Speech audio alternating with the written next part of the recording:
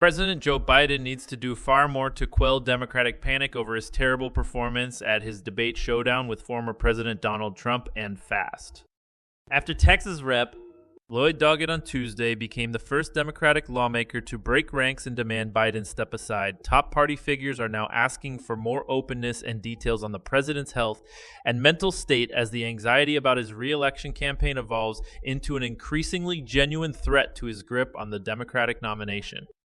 Every effort the president and his White House and campaign teams make to fix the problem end up exacerbating it. Biden, for instance, on Tuesday evening joked to donors that he almost fell asleep on stage with Trump after 2 grueling trips to Europe last month. It was an odd way to parry claims that he is no longer fit for the demanding duties of his office as he asked for a second term at age 81. The fallout from the debate has created another extraordinary twist in a stunning campaign featuring 2 presidents, one who is a convicted felon and the other who is already the oldest to hold the job in history. The debate crystallized many fears of Democrats about Biden's prospects and played into months of claims by Trump, 78, that his rival is weak and mentally diminished.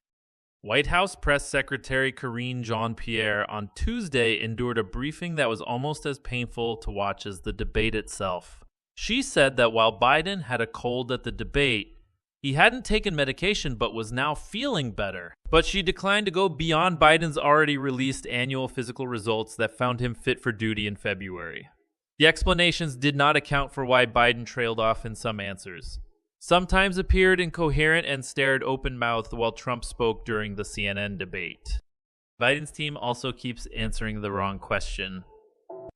The best predictor of future behavior is past performance, Jean-Pierre said, stressing that the true test of Biden capabilities was his record in office for the past 3.5 years.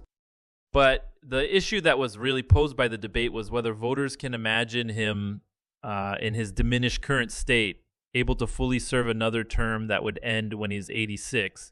Jean-Pierre insisted that we understand how the American people are feeling. We get it. We do. But her briefing created only more intrigue about what really went on inside the president's tight inner circle. While the first cracks are appearing in the Democratic firewall around the president, the public calls for him to step aside so the party can choose another nominee are not yet anywhere near critical mass. But the calls by senior Democrats for more explanation from the president and for energy in his campaigning are now impossible for Biden and his team to ignore. And the ultimate outcome of the panic over Biden's performance is now not possible to predict. A hugely vulnerable position for a president seeking a second term. Democratic Sen. Peter Welch from Vermont said Tuesday, the big question going into that debate was the age question. The outcome of the debate was that question on age was intensified. We've got to deal with that. That's the real issue, and have frank conversations about it, because at the end of the day, the existential question facing the Democratic Party is how do we keep Trump from being president? And whatever it takes, every decision each of us makes from President Biden down to a precinct captain in the south side of Chicago should be through the lens of how best do we protect democracy and protect America, Welch told CNN's Abby Phillip on Newsnight. Perhaps most importantly, the comparison between the wise, sober, statesman like Biden and the wild, lawless Trump that the president's campaign had anticipated for months has been obliterated by speculation over Biden's health and endurance. Biden needed to use the debate to turn around a race he was in danger of losing, and he may now have squandered his best chance to overtake the ex-president. Biden to sit for ABC interview. In a new effort to calm public concern, Biden will grant an interview to George Stephanopoulos of ABC News on Friday in what is now shaping up as an even more critical test of his acuity than the debate. And he'll meet Democratic governors in Washington on Wednesday, both in person and virtually, following demands for direct contact that underscored the fact that many Democrats believe Biden's inner circle has been remote and unresponsive to their concerns over a period of months. One of those governors, Kentucky's Andy Beshear, said in a remarkably candid interview with CNN on Tuesday that Biden's debate was rough and that whatever the polls say, it will damage his campaign. Joe Biden is our nominee, and ultimately that decision on continuing or not will fall to him and his family. Beshear, who's been mentioned as a potential replacement nominee if Biden backs out, told Pamela Brown. But I don't think there's anything wrong with asking the president to talk to the American people a little bit more about his health or that debate performance. He added, it's like seeing somebody that you haven't seen in a while and they seem a little off, and you asking how they're doing and then listening to their answer. It's both showing concern for them, but also just trying to make sure that things are okay. Like Bashir, former House Speaker Nancy Pelosi couched her comments by saying Biden is a great president and that Trump would pose a serious threat to the rule of law. But she also speculated on the president's health. I think it's a legitimate question to say, is this an episode or is this a condition? She asked on MSNBC on Tuesday, adding that it was also a fair question to ask about the presumptive Republican nominee. A bad day started just after dawn. Biden's political position deteriorated on Tuesday as dawn broke when Illinois Rep. Mike Quigley told CNN's Casey Hunt that the president needed to understand that his decision on whether to stay in the race would reverberate for years to come and that the House and Senate were at stake. A few hours later, Doggett became the first Democratic lawmaker to call for Biden to relinquish the party's nomination. There's a large and increasing group of House Democrats concerned about the president's candidacy. Representing a broad swath of the caucus, another House Democratic lawmaker told CNN's Brianna Keilar, on condition of anonymity, to speak candidly. We are deeply concerned about his trajectory and his ability to win.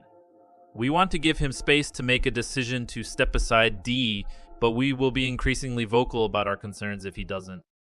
New CNSR's poll, meanwhile, showed that 3/4 of Americans believe Democrats would have a better chance of beating Trump with a candidate other than Biden. And even unpopular Vice President Kamala Harris fared better in the matchup with Trump than her boss. Another danger sign for the president is that despite his insistence that he will stay in the race, some Democrats are beginning to answer questions about what would happen if he was no longer the nominee, despite the extraordinary logistical challenges that would entail at the Democratic National Convention in August. South Carolina Rep. James Clyburn, one of Biden's most vehement supporters, said on MSNBC on Tuesday that he still wanted to see the president on the top of the ticket, but he also offered support for the vice president. I will support her if he were to step aside, Clyburn said. This party should not in any way do anything to work around Miss Harris.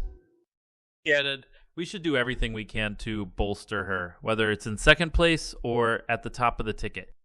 Scene. LaFonza Butler also said she still backs Biden, but she offered a strong endorsement of her fellow Californian. I think she's done an incredible job being a partner to the president and leading the party and leading the country. And I think that she will continue to be that, Butler said. In his interview, Bashir, who as a red state governor, would draw vice presidential speculation on a different ticket, also had praise for Harris, saying he'd been happy to work with a vice president whose initially shaky adaptation to the role means she would be far from a certainty to step up if Biden chose to leave the race. The CNSR's poll shows Harris within striking distance of Trump in a hypothetical matchup, trailing by 47 to 45 as you see inside the margin of error. Biden was down 6 percentage points to the former president. But the vice president made sure there is no daylight between her and Biden during a brief interview with CBS News. Joe Biden is our nominee. We beat Trump once, and we're going to beat him again, period, she said, adding, I am proud to be Joe Biden's running mate.